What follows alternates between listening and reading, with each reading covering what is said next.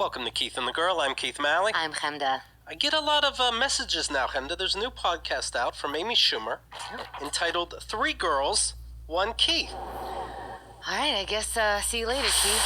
I knew I would lose you to more women. No, I'm looking at who's part of it. And Amy, of course, is Rachel Feinstein. We know Been her. on our show. Bridget Everett, Keith Robinson.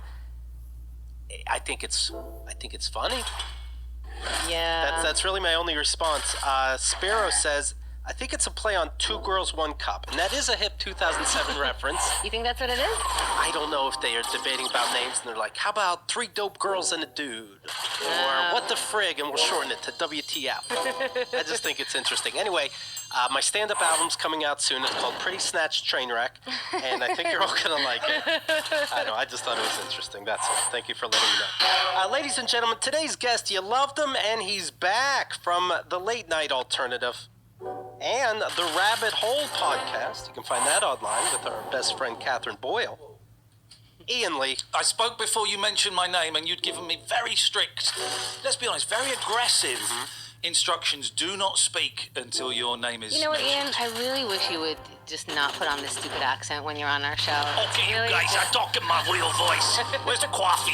Now, you heard Catherine Boyle's name. You got a little jealous. How much do we love your co-host? Oh, Jesus. Listen, I came here a year and like maybe 2 weeks ago with her. She's kind of my producer, my lackey, just, kind of my second in command. Right.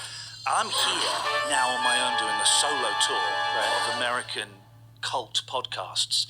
And the first thing you ask is about that woman. Yeah, we miss her. Why? She's Well, the fact that you don't know is why we're bringing it up. She's good. She's doing my radio show while I'm over here. Look at it. It's still his radio show. His everything. Yeah. I wanted them to keep the same name, but she insisted her name went in it while I was away. God damn that woman. Oh, I love her. She's my best friend, and I miss her. By the way, Yeah.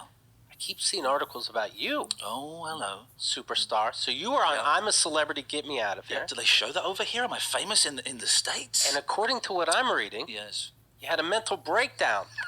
Now, is this true or not true, or do you just... It's true. Yeah? No, what happened? So this is a show where people that were on television 20 years ago, or Right. people you've never heard of, pretend that they're famous and go and live in the jungle for 3 weeks. And Right. you eat, I had to eat a pig's vagina and all of that stuff. And how offensive is that to the actual natives that live there? The Australians. Okay. It's not that offensive. I think the Australians can dig it. But I was just put in there with some people and we didn't get on. I'm quite geeky and, into reading books and stuff. Right. And there was a world boxing champion and an England footballer and some other, knuckleheads.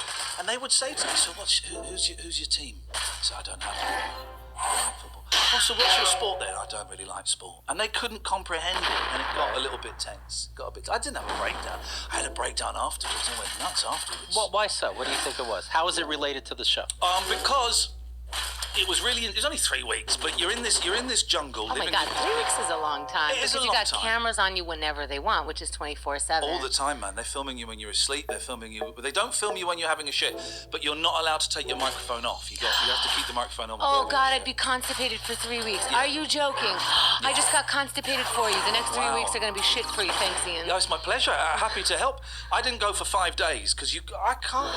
We got told off for taking our mics off, but it was intense and it was, and you're hungry and you don't eat properly and I just didn't get on with a lot of the people, so it kind of found it really lonely. Do they pressure you guys to interact? Yeah. So you can't kind of sit on your own, maybe do a couple things with them just for camera? No, your camp is tiny. It's probably maybe 4 times the size of this room. So and you're all sleeping in hammocks. So you're uncomfortable for 3 weeks. Yeah.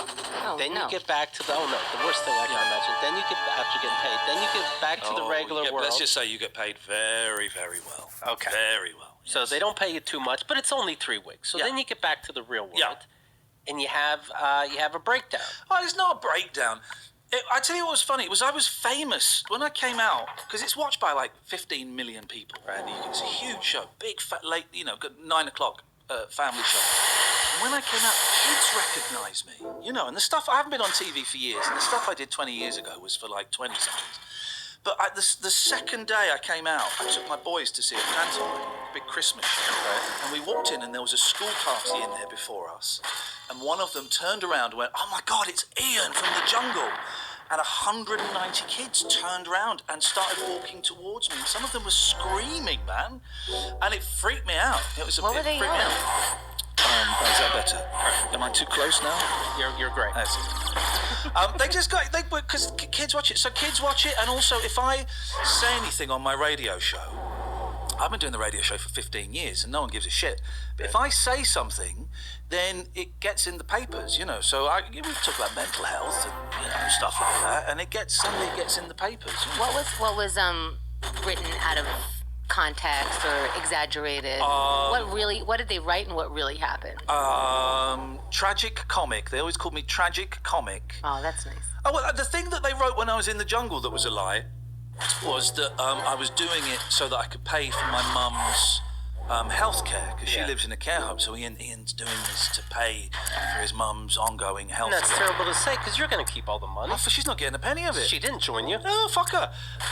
So that was bullshit. But it's always tragic comic, drugs relapse, all that kind of stuff. And they wrote about me getting divorced and and my wife and all the stuff like that, which is weird. It obviously starts affecting you, but do you not realize that it's affecting you? Do I not realise being in the paper's affecting me? Or... Yeah, until all of a sudden. Well, it never happened before, and it did affect me. It did affect me. And here's your world exclusive, guys. After being 13 years clean and sober, I was used to use a lot of drugs back in the day. What was your drug? Cocaine and ecstasy, man. What were you like on cocaine?